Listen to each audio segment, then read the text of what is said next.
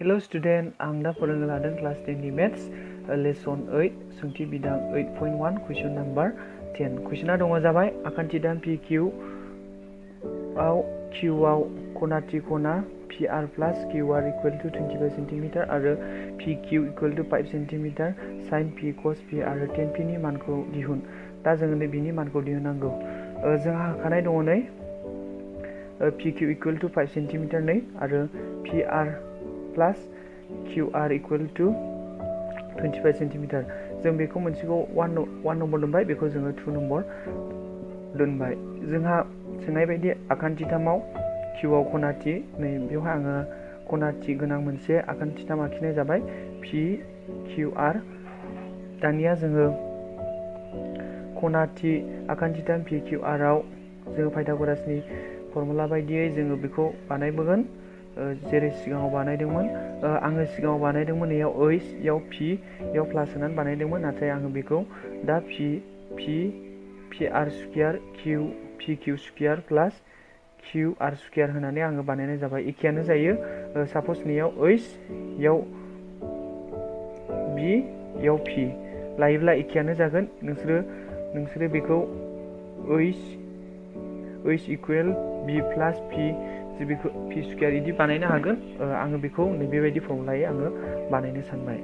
दानिया दङ जाबाय दानिया नैयो प्लासमोन दानिया समान सिनि ओरै बारबोबाय आखि फारसे फैनाय लोगो लोगो मा जाफैगोन minus PR square minus QR square equal to PQ जाबाय। दानिया जोंहा नैबे बेखौ नायनै बियो मा दङ स्क्वायर बेयावबो स्क्वायर दानिया माइनास नै दानिया जोंहा नै बे फर्मुलाखौ नायदों नै बेनि थाखाय A square minus B square फर्मुलाया मा A square minus B square formula जाबाय A plus B bracket A minus B। दानिया जोङो नै बेखौहाय बे महराव लिरनाय जाबाय नै बे महरावहाय थारमाने आं बुजिबाय सानदों।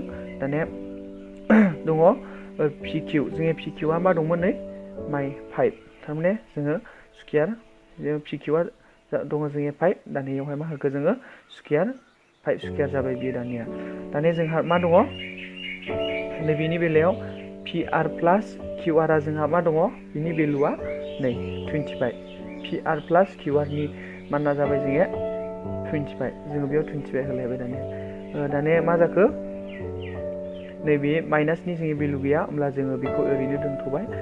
दानिया जोंहा दङ 5 स्क्वायरनि भेलुआ जाबाय 25।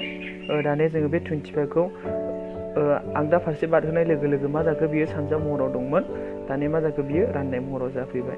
दानिया PR माइनास QR समान समान मा जाखो बिनि भेलुआ 1 जाबाय थारमाने राननानै जों मा मोनखो 1 मोनबाय। दानिया जोंहा बेखौ 3 नाम्बार दोनलायबाय। दानिया जोङो मा खालामगोन 2 प्लास 3 जोङो बानायगोन नै आङो 2 खौ नैयाव लिरनाय जाबाय गोजौनि 2 खौ आङो नै बेखौ नैबेयाव लिरनाय जाबाय।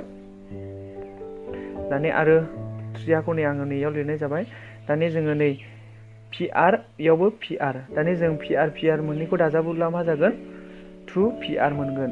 दानिया नैयावहाय माइनास याव प्लास गोजौआव प्लास गाहायाव माइनास दानिया जोङो बिसोर मोननैखौ दाजाबलायोब्ला मोनगोन प्लास माइनास जायो अब्ला मा जागोन याव 0। दानिया मा जाखो दानिया नैबेखौ नायदो 25 यावहाय ओमफ्राय याव प्लास 25 जों 1 जों दाजाबोब्ला मा जागोन 26 सेन्टिमिटार जाबाय। दानिया जोंहा दङ बे सानजाब महराव नैबेयो दानि बे 2 खौ आगदा फारसे बारहोयोब्ला मा जागोन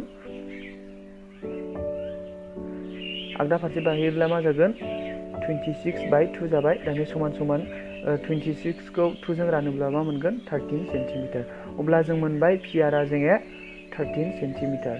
दानिया जोंहा 2 नम्बरनिफ्राय जोङो नायदो नै 2 नम्बरनिफ्राय जोंहा दङ नै आङो बेवहाय 2 नम्बरनिफ्राय लानाय जाबाय।